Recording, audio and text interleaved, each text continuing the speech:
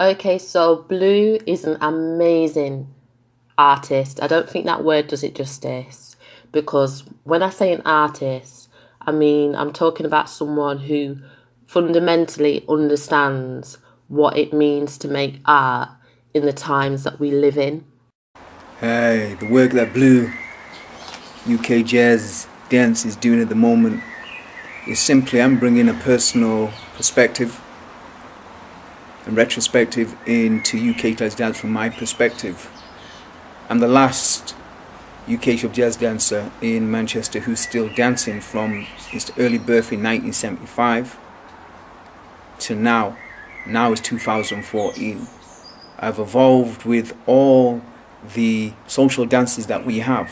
First of all, UK club jazz dance is a social dance, and it was part of many other dances that were done in the same place. And it's important people understand that, because many people assume that, guess what, we just isolated ourselves after doing one dance. No. Black people have many tastes. Within the club, it was part of a bigger scene, and that soul scene was a soul, disco and funk scene, depending where you went. And other places, it was part of the reggae. The important people understand, it was part of the reggae, soul, disco, funk. You understand? Jazz, funk, so and so scene. You need to understand. It evolved with all the social dances that we had. So for example, a club called Legends, they just had jazz breaks there, but the resonant music, the number one music that was played is soul, so everybody could socialize. It's a social dance. So it was soul, disco, funk. Then you had jazz funk. Then we had the jazz fusion, basically soul jazz music that was played. There were breaks. Then hip hop came. Then they introduced hip hop into Legends, and then eventually they introduced reggae. Reggae was always there, but that wasn't in the town centre. But eventually reggae was included in the setup in the town centre in Legends. And there was a whole host of different clubs that had different cultures. So Legends had its own culture. Berlin had its own culture. Nello James was a youth club that was used for dances. 8411 had its own culture, and a beautiful example of 8411 is Foot Patrol in 1986. Boom. A dance there could have not happened without a number of key people. My brother, for example, called Goldie, he created the first dance halls that included dancehall clashes going on, reggae, boom, with the soul, the funk, the disco, bringing talent, showcasing in there, bringing fashion shows. He brought about an intergenerational dance hall feel. So what he would do is put fashion shows on, and that would bring out the elders who would come to a certain times and would go home, and then we'd have the dance hall element part of it. Important. Not one person, myself, Blue UK Club Jazz. I just come to give a personal perspective, but my personal perspective is more informative than many people who have written or spoken orally about UK Club Jazz Din. Why? Because of my history. I'm one of the individuals who went through a very, very important organisation, key organisation, Black Dance Development Trust. That came for all African diaspora groups, African drumming Caribbean groups, all went to this organisation to raise their game, to gain the knowledge that we weren't getting from any school. They created summer schools. They created showcasings of the leading African diaspora groups in the UK. I came through there. I came through Cantamanto. Cantamanto is a prolific group in Manchester who was led by the late Kwasi Asari, a great percussionist, a great band leader who returned back to his African drumming. He played saxophone. He played with Sun Ra. He played with many of the musicians. He played with Count Basie, Duke Ellington. He played with many musicians of his time, particularly Manchester. You see, Manchester, 1946 to 1972, people don't know, they were the keepers of the flame of modern music. You have to understand, this city loves music that reflects social change, creates new and positive social identities. That's what UK Club Jazz Dance did. It created social change, new social identities that were positive. It gave us a positive outlook about ourselves, about our culture. And this is what I want to bring through, because what's happened, unfortunately, many individuals didn't understand the dance, and I'm being light-hearted now because I've identified already there was racism, there was oppression, there was discrimination, there was discriminatory knowledge spread about the dances, the dances from our culture. The domino effect, the dance was seen as a fad, was seen as insignificant. And that is still in the air. No one's challenged that. That's what I've come back to do, challenging with Rebirth for the Cool Zero Tolerance, is challenging discriminatory practices, discriminatory knowledge that was spread past, present and future. I'm here to challenge it, increase people awareness of the domino effects, because what happened, we're people. People are talking to dancers like they're nobodies. So what we have is a demigod status on the scene, that they created the scene, the DJs created the scene, and without the DJs, the dancers would have no place to go, and it's very untrue. Why it's untrue? Because the scene has a reflection of the United States in jazz. Who dominated the scene was mainly Anglo-Saxon males who dominated this scene, the scene. So individuals, the dancers, were exploited just the same way as the dancers were exploited in the US.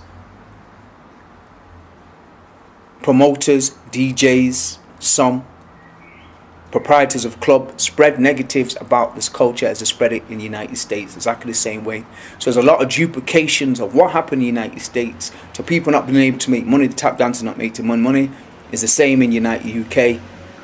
A film that would have changed the lives of the dancers, Absolute Beginners, did not change it because they never used them. And it was that point when this film was coming out in 1986, Absolute Beginners, was a key time because it was at the peak. After 86, the scene was lost overnight. Social problems have arisen, people have got older, they never had the chances they want to make. They had to start thinking about their lives, the future, sustainability of economics. Interestingly, exactly like hip-hop in 1986, Manchester lost its scene, the UK lost its scene. Why? Because people didn't see black culture as sustainable, they see it as a trend, as a fad. Quickly exploit it, boom, and get rid of it, that's it. And that's what happened to the dancers. Secondly, they weren't given the leadership and management knowledge in the creative cultural industries to lead it in a sustainable way. So they became dependent on individuals. I myself in 86 went on to lead, or to be a founder of Gestures, the first contemporary dance company, and that was a stroke of luck in my own city because my son had been born in 1985. I couldn't really leave the city, but most importantly, black dancers couldn't get a job. I got a job leading the company in my own city, and it offered me the opportunity to be in my city and still play an active role on and around Cantamanto as its arts administrator, arts manager, which was brilliant. No dancer would have had the opportunity I had within other companies, because I was basically able to be free in what I did, to do projects like Carlos Acosta's doing now. Many people could have never done that before. Left companies they're major dance stars in and then go and do their own work. It could never happen. They wouldn't have that flexibility. But I had that major, amazing flexibility in my city to still be at the hub of creativity and culture, development, learning, training, underground and in the mainstream. And to cut long story short, what I'm really expressing, one person cannot give a true understanding of the whole history of UK club jazz dance. I can give an insight to the generic things that are missed out. One, it has a heritage. One, it has a history. Individuals learn lifelong learning, and irony of this was our culture, heritage, used the dance for lifelong learning in the beginning. But because we were denied that knowledge through cultural assimilation education, that is miseducation. Look at 1890. Cultural assimilation education with the Aborigines, the Red Indians, destroys people's lives. So you become inferior, you feel you're nothing. Well, that's what happened in the UK.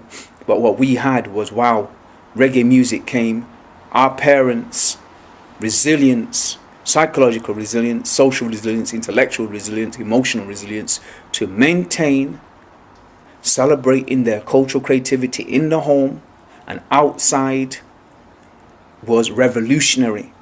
And we saw that and we picked that up. So we became revolutionary. So many people didn't even get an education within school. You need to understand, they went to school, parents couldn't understand. How come you've not got an education? This is what I came for.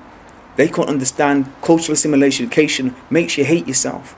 So when you're in the school, you recognize you're trying to make me hate myself, and I'm not going to allow you. But even in saying that, it was called defocused education. They didn't want us to get an education anyway. Well, I'm very proud of my parents. I'm proud of what my parents tried to do with me. I'm very proud of my achievements, my benefits, contributions, development. Because one thing my parents told me, you have a culture, always respect that, and told me to respect other cultures.